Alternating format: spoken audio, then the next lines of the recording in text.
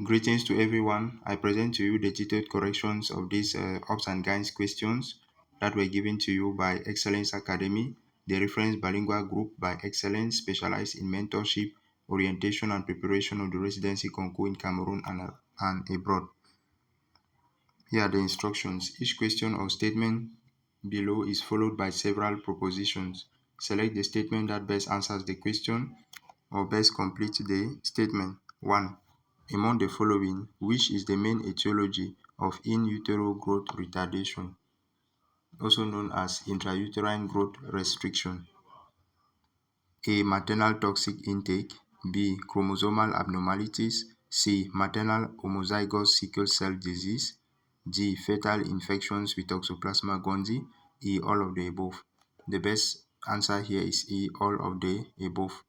You need to know that in utero growth retardation or intrauterine growth restriction can have many causes, including exposure to harmful substances to harmful toxic substances like tobacco, alcohol, drugs, and certain medications. It can equally be due to chromosomal abnormalities. Conditions such as trisomy 13, 18, or 21 are associated with growth restriction. Maternal homozygous sickle cell disease, that is equally correct. It can lead to chronic fetal hypoxia, promoting intrauterine growth restriction. Fetal infections with Toxoplasma gondii. Congenital toxoplasmosis can impair fetal development and cause intrauterine growth retardation or restriction. All of these causes can contribute then to intrauterine growth restriction, hence the best answer is E, all of the above. Question 2. The following are all the main neonatal complications in induced prematurity except one. Which one? A. Ulcerative necrotizing enterocolitis. B. Respiratory distress. C. Atopic dermatitis. D. Hypothermia. D. E. Cerebral hemorrhage. So the what does not really stand here with this clinical presentation is atopic dermatitis. Atopic dermatitis being a chronic skin condition of multifactorial origin, either genetic and or environmental, but it is not a specific complication of prematurity.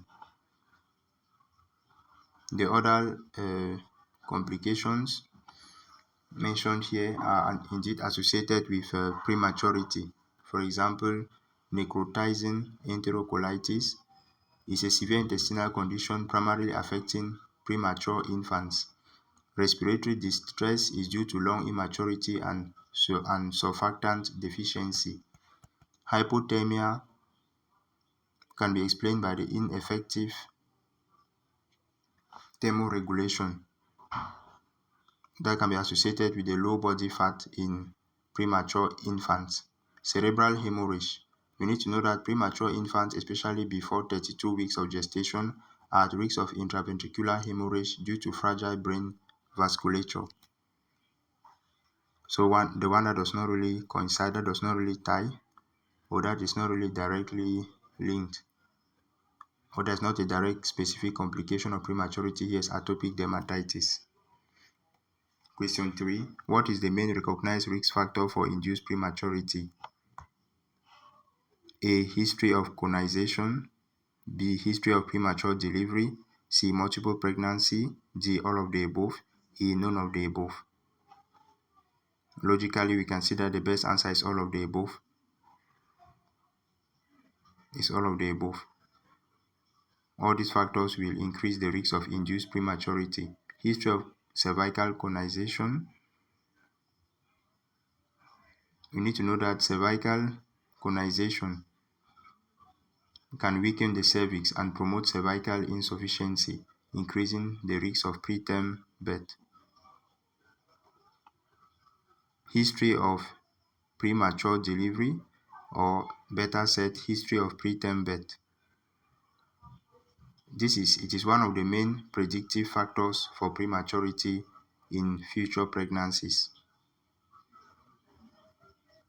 C, multiple pregnancy. That is correct. We need to know that twin or multiple pregnancies are often associated with excessive uterine distension, a high risk of preterm labor, and a medical decision for early delivery to prevent complications.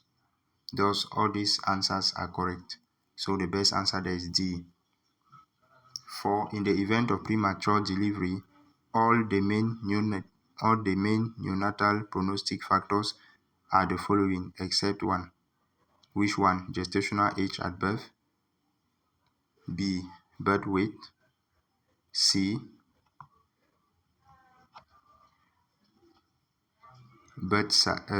C. Birth size. D. Achievement of a complete course of corticosteroids. E. Infectious context at the time of birth.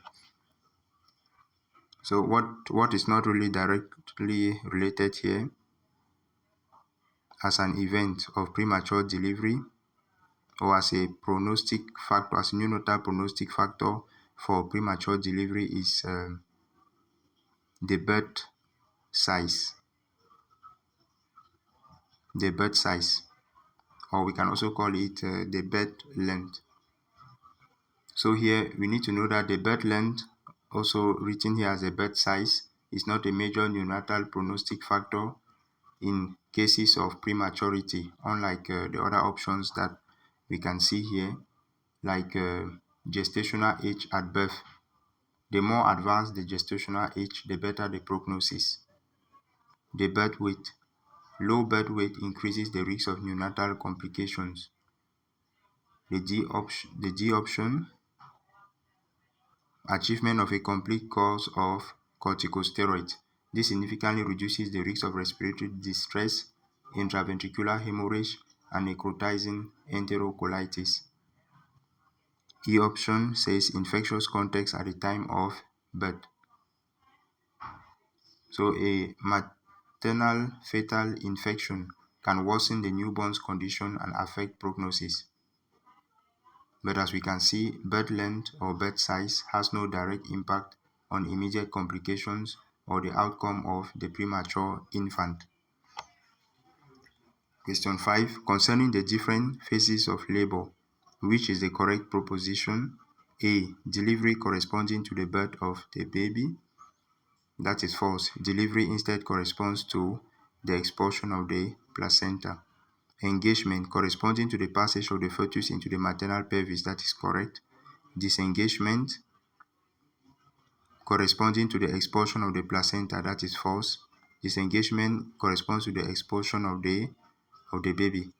Rotation corresponding to the rotation of the fetus above the upper straight of the maternal pelvis. That is false. Rotation takes place instead in the middle and the lower straight of the maternal pelvis and not above the upper straight. E. None of the above? No. So the best answer there is B. Engagement corresponding to the passage of the fetus into the maternal pelvis. So just as I can say here, we need to remember that pursuing excellence guarantees success. Why? Because those who pursue excellence, success will chase them. Thank you very much for your attention.